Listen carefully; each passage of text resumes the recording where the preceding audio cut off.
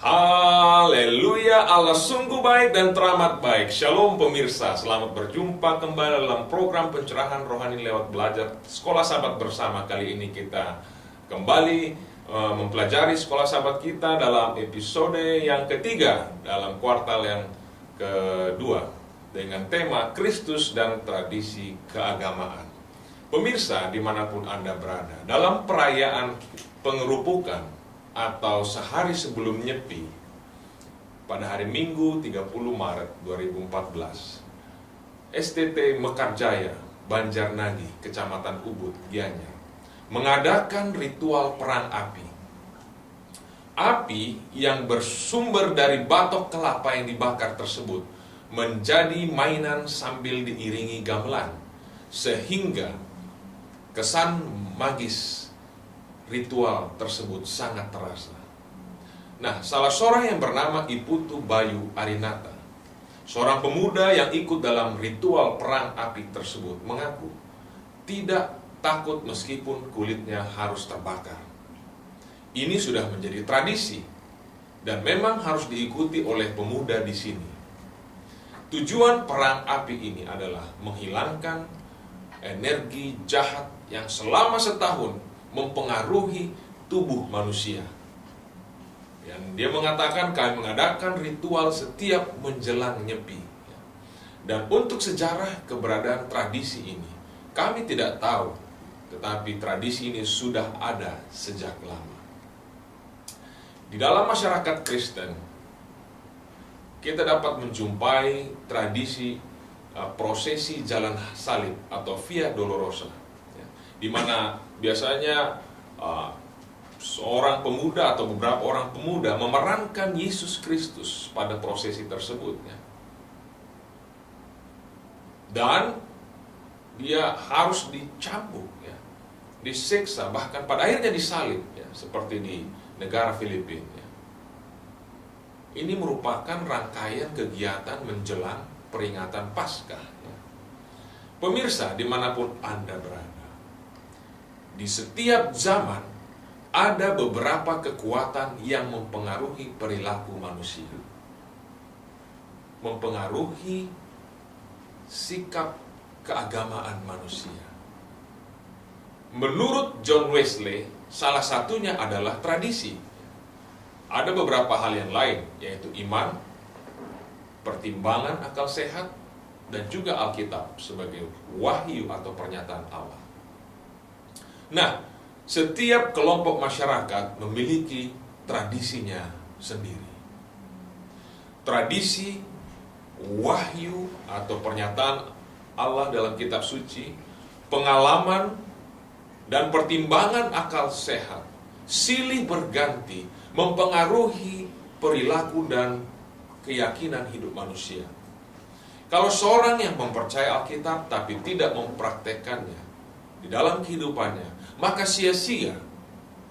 Harus ada iman untuk dapat membawa wahyu atau pernyataan Allah itu di dalam kehidupan sehari-hari.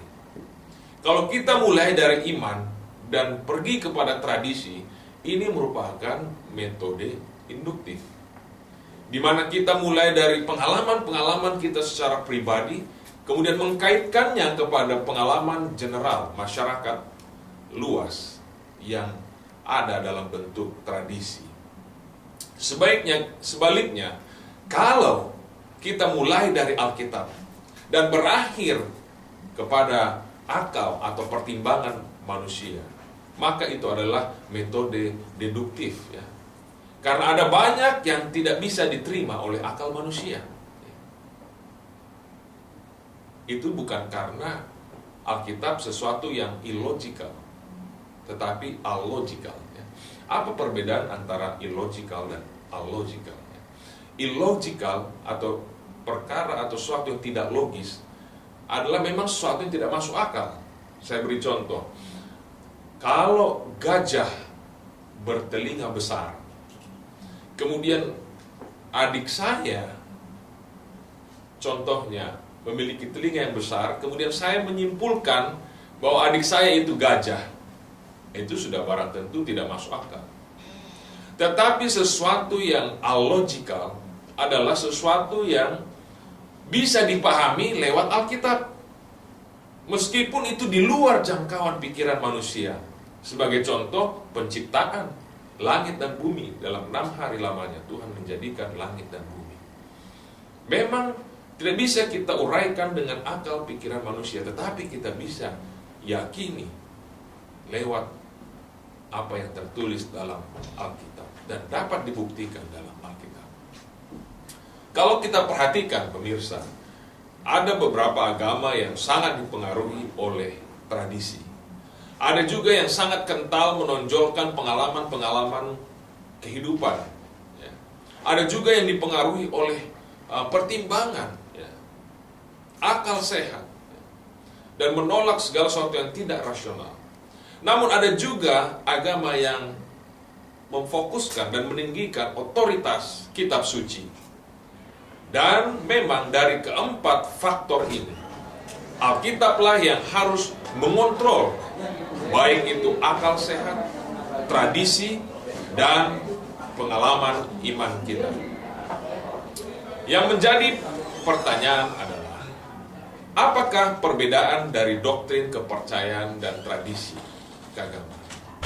Di dalam Matius 23, 1-7, tradisi apakah yang dilakukan orang Farisi untuk menjaga komunitasnya tetap bersih? Di dalam Matius 15 ayat 1-6, apakah kesalahan dalam tradisi Yahudi pada saat itu yang Yesus coba betulkan? Tradisi apa saja yang berkembang dalam gereja kita, yang menolong kita untuk menjadi masyarakat yang taat kepada hukum Allah, sekaligus mengasihi Allah dan sesama manusia? Apakah arti kebenaran yang sejati? Apakah tradisi merupakan standar kebenaran? Di dalam Testimonies for the Church, volume 9, halaman 125, kita dapati bagaimana bisa saja terjadi, ada kemungkinan bila mana seorang terlalu mencintai tradisi, terfokus kepada tradisi, tanpa sadar dia telah menjauh dari jalan yang benar. Dan apakah kita pernah mengevaluasi, apakah kita pernah merefleksi atau meneliti sesungguhnya tradisi keagamaan kita, apakah sudah sesuai dengan kitab suci yang kita pegang? Dan pertanyaan berikut yang kita akan ulas adalah, mengapa sukar untuk mengubah tradisi yang selama ini kita anut? Mari kita buka Alkitab kita di dalam Matius 15. Di dalam Matius 15 dikatakan ayat 8 dan 9. Bangsa ini memuliakan aku dengan bibirnya, padahal hatinya jauh daripada. Percuma mereka beribadah kepadaku, sedangkan ajaran yang mereka ajarkan ialah perintah manusia. Pemirsa yang berbahagia dan diberkati di mana saja, mengapa Yesus mengeluarkan statement ini? Sudah barang tentu ada latar belakangnya, ya. Kalau kita baca di ayat yang pertama, ini adalah pernyataan ini timbul oleh karena komplain dari orang Farisi dan ahli Taurat, ya. Farisi dan ahli Taurat dari Yerusalem. Komplainnya kepada Yesus di ayat yang kedua. Mengapa murid-muridmu melanggar adat istiadat nenek moyang kita? Mereka tidak membasuh tangan sebelum makan. Ya. Dengan kata lain, orang Farisi dan ahli Taurat menyadari bahwa yang dilanggar oleh murid-murid Yesus bukanlah hukum Allah, tetapi adat istiadat nenek moyang. Mereka begitu concern memelihara adat istiadat nenek moyang mereka. Boleh-boleh saja kita berpikir bahwa ini satu hal yang baik, ya. Tentunya mencuci tangan sebelum makan adalah prinsip higienis kebersihan yang perlu kita pelihara. Tetapi yang dimaksudkan di sini adalah bukan murid-murid itu tidak mencuci tangan. Mereka mencuci tangan tetapi tidak menurut aturan adat istiadat yang berlaku pada waktu itu. Ya. Pada waktu itu orang kalau mencuci tangan, yang menurut adat istiadat nenek moyang adalah setelah mencuci tangan, mereka harus membiarkan tangannya dalam bentuk demikian sehingga air itu mengalir dari ujung jari ke bagian pangkal. Ya. Kemudian setelah mengalir dan ke bawah sudah agak kering, barulah mereka boleh apa? Makan. Itulah peraturan yang berlaku pada waktu itu menurut adat istiadat, ya. Dan murid-murid tidak melakukan itu. Habis mencuci tangan langsung mereka makan roti, ya. Dan Yesus berkata dalam Matius 15 ayat 17 sampai 20, tidak tahukah kamu bahwa segala sesuatu yang masuk ke dalam mulut turun ke dalam perut lalu dibuang di jamban? Itu artinya tidak terlalu penting, ya. Itu perkara jamban, satu hal yang tidak perlu dibesar-besarkan. Tetapi apa yang keluar dari mulut berasal dari hati, dan itulah yang menajiskan orang, ya. Karena dari hati timbul segala pikiran jahat, pembunuhan, perzinahan, percabulan, pencurian, sumpah palsu, dan hujat. Itulah yang menajiskan orang. Tetapi makan dengan tangan yang tidak dibasuh tidak menajiskan orang. Pemirsa, kalau kita perhatikan, kalau kita ingin melihat bagaimana sih isi hati seseorang, coba saja saudara membuat kaget seseorang, ya, sehingga dia merasa kaget atau ketakutan. Maka kalau orang tersebut latah, ya, biasanya dia akan keluarkan isi hatinya, entah itu baik atau jahat, dengan perkataan yang begitu apa, spontan, ya, tanpa sadar. Nah, ini dia saudara, karena memang itu sudah ada di dalam hatinya, serta merta begitu ada satu peristiwa atau desakan yang mendorong itu keluar, spontanitas keluar, ya. Generasi muda dewasa ini ingin melakukan segala sesuatu dengan cara yang berbeda. Mereka ingin merubah tradisi yang lama yang mereka anggap kuno dan menjadikan atau menciptakan tradisi yang baru. Apakah ini suatu hal yang baik? Apakah semua tradisi tidak perlu dipertahankan? Sebagai contoh, tradisi membawa Alkitab ke gereja sudah mulai hilang karena sebagian orang sudah membawa gadget yang berisi Alkitab. Tradisi yang baik perlu sebenarnya dipertahankan. Namun ada juga tradisi-tradisi yang dipelihara secara berlebihan sehingga menghilangkan hal-hal yang baik. Seperti tadi, orang Farisi memelihara tradisi mencuci tangan dengan ritual tertentu sebelum makan lebih penting daripada memelihara orang tua mereka. Di dalam tradisi ada satu kemapanan, zona nyaman bagi mereka yang tidak menginginkan perubahan. Orang Farisi melihat Yesus sebagai oknum manusia biasa yang membawa perubahan, sekaligus merusak tradisi yang mereka pelihara selama ini. Ada juga tradisi yang mengajarkan bahwa Yesus sesungguhnya adalah manusia biasa yang kemudian dihinggapi oknum keilahian pada saat dibaptis dan ditinggalkan oleh oknum ilahi tersebut pada saat disalibkan. Itulah sebabnya Yesus berseru, Eloi, Eloi, lama sabachthani. Allahku, Allahku, mengapa engkau meninggalkan aku? Apakah ini suatu ajaran tradisi yang sesuai dengan Alkitab? Yesus sendiri pernah bertanya kepada murid-muridnya, menurut engkau, siapakah aku? Petrus kemudian menjawab, engkau adalah Mesias, Anak Allah. Lalu Yesus berkata, berbahagialah engkau, hai Petrus, sebab bukan manusia yang menyatakan itu kepadamu, melainkan Bapakku yang di sorga. Pada dasarnya, pemirsa, Alkitab ini adalah buku yang memuat berbagai tradisi yang baik. Dan kita perlu mempertahankan tradisi yang baik. Kadangkala kita lebih terfokus kepada istilah-istilah yang begitu rumit. Justification, pembenaran. Sanctification, penyucian. Atonement atau pendamaian. Imputed and imparted righteousness. Kebenaran yang dihisapkan dan dibagikan. Sementara anak-anak yang masih kecil sebenarnya hanya perlu diyakinkan bahwa Yesus mengasihi dan mengampuni mereka. Ini sudah cukup untuk mereka dapat kembali memiliki iman kepada Yesus.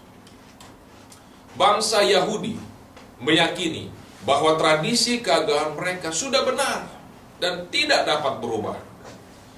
Ketika bangsa Yunani berkuasa, memerintah, penjajah mereka bangsa Yunani ini memaksa setiap orang mengadopsi tradisi Yunani dan menjadi bangsa Yunani. Yang menjadi dilema bagi orang Yahudi adalah apakah mereka harus setia kepada tradisi yang lama atau mereka mengikuti perubahan yang dipaksakan tersebut. Akhirnya tahun 167 BC timbullah pemberontakan Makabean sebagai reaksi agama yang dipaksakan oleh Antiochus Epiphanes yang keempat. Bahkan mereka mencoba menyingkirkan orang Yunani. Kelompok keras ini bernama Hasidim, yaitu mereka yang menentang tradisi Yunani. Orang Farisi adalah sisa-sisa atau kelanjutan dari kelompok Hasidim ini. Sementara orang Saduki adalah kelompok yang berbeda. Mereka merasa nyaman dengan tradisi Yunani dan menganggap bahwa orang Farisi bersikap keterlaluan. Yesus mengajarkan agar masing-masing kita menggunakan pikiran kita dan bukan sekedar ikut-ikutan akan tradisi yang sudah ada. Ajaran turun-temurun yang disampaikan secara lisan di kalangan bangsa Yahudi disebut Midrash. Abad kedua, Rabbi Yehuda Hanashi menuliskan Midrash tersebut dalam buku yang disebut Mishnah. Dan salah satu narasumber pengajar Mishnah ini adalah Hillel, Shammai, dan Gamaliel, yang juga adalah guru besar Rasul Paulus. Nah, yang menjadi masalah adalah seringkali oleh karena tradisi ini, bangsa Yahudi tidak dapat lagi melihat kebenaran yang sesungguhnya di dalam diri Yesus. Mereka terbelenggu, tercengkeram dalam satu pola pikir yang meninggikan tradisi, sehingga mereka tidak lagi bebas untuk berpikir di luar tradisi. Satu kali dikisahkan seorang pria bernama John Carrier, di mana ia dijatuhi hukuman seumur hidup oleh karena pembunuhan di tahun 1949. Setelah sekian lama mendekam di penjara, dia dipindahkan di sebuah tahanan luar di mana dia harus bekerja di perkebunan Tennessee. Namun setelah 20 tahun, hukumannya telah berakhir dan ia memperoleh kebebasan. Masalahnya, surat pernyataan pembebasannya tidak pernah sampai ke tangannya. Dan tidak seorang pun yang mau menyampaikan kabar baik itu kepadanya. Demikianlah John tetap bekerja di dalam camp tersebut tanpa memiliki pengharapan untuk dibebaskan. 10 tahun kemudian, datanglah seseorang yang menyadari bahwa John seharusnya telah dibebaskan dan kemudian menyampaikan kabar baik tersebut kepada John. Bagaimanakah perasaan Anda bila Anda berada pada posisi John? yang seharusnya telah bebas, tapi tidak ada orang yang mau menyampaikan kabar baik itu kepada Anda. John Career melambangkan orang yang masih dikungkung oleh berbagai tradisi keagamaan yang tidak berdasarkan kitab suci. Tradisi yang merupakan ajaran manusia belaka. Mereka menunggu seseorang untuk menyampaikan berita baik bahwa mereka telah bebas. Tentu saja ada risiko bila mana kita ingin merombak tradisi yang berlaku. Sebagai contoh, Rasul Paulus yang mengajarkan bahwa tidak ada lagi pemisah antara Yahudi dan non-Yahudi. Oleh karena semua orang sama di hadapan Allah. Di dalam Galatia 3:28. Kemudian dia mencoba membuktikannya dengan mengajak Trofimus, seorang yang tidak bersunat, ke dalam Ka'bah. Sikapnya ini menuai kritik. Bahkan dia dianiaya oleh karena bangsa Yahudi marah kepada Paulus. Mereka melempari dia dengan batu dan hampir saja membunuhnya.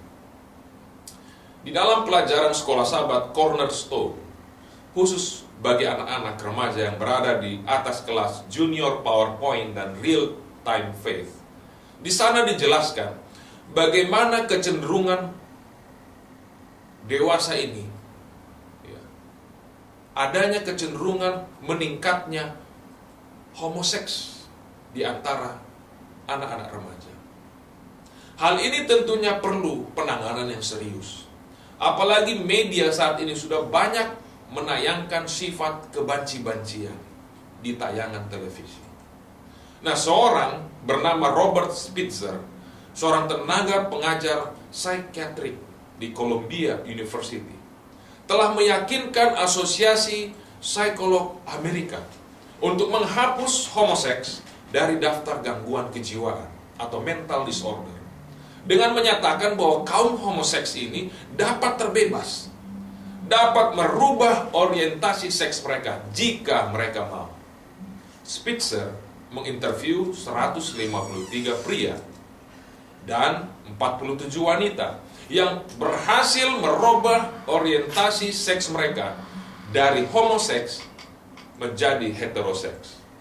Bahkan 66% pria dan 40% wanita dapat menjalani kehidupan seks yang normal. Poinnya adalah ada kemungkinan bagi saudara dan saya begitu mencintai tradisi keagamaan sehingga kita tidak dapat melihat kebenaran yang terdapat dalam kitab suci. Apakah tradisi salah? Perlu kita melihat apa tradisi tersebut. Tergantung tradisi apa yang kita mau bahas. Apakah tradisi tersebut sesuai dengan kitab suci atau tidak? Ada tradisi yang baik yang sudah hilang, sudah banyak ditinggalkan rumah tangga Kristen dewasa ini. Contohnya kebaktian keluarga pagi dan petang. Kebaktian pagi dan petang sangat bernilai karena menurut penelitian kekristenan itu di 80% dipengaruhi oleh keluarga, sementara gereja hanya 10-20%. Karena di dalam rumah tangga lah diajarkan nilai-nilai kekristenan. Ada juga tradisi yang tidak sesuai dengan kitab suci. Nah, tradisi inilah yang kita harus tinggalkan. Sama seperti mereka yang terbelenggu dalam kecenderungan homoseks. Demikian juga halnya dengan tradisi yang kita rasa susah tinggalkan, atau kita berpikir tidak mungkin kita tinggalkan. Semuanya bisa kita tinggalkan, asal kita mau dan meminta kuasa Tuhan membantu kita. Filipi 4 ayat 13 berkata, segala perkara dapat kutanggung dalam Dia yang memberi kekuatan kepadaku. Yes, berubah, meninggalkan tradisi, change. Yes, we can. Kita dapat berubah dengan pertolongan Yesus. Pemirsa dimanapun Anda berada, langit dan bumi akan berlalu, tetapi firman Tuhan kekal untuk selama-lamanya. Kiranya firman Tuhan yang baru saja kita dengarkan memberkati seluruh aspek kehidupan kita dan menerangi jalan kita sampai kita semua tiba dalam kerajaannya. Tuhan memberkati kita.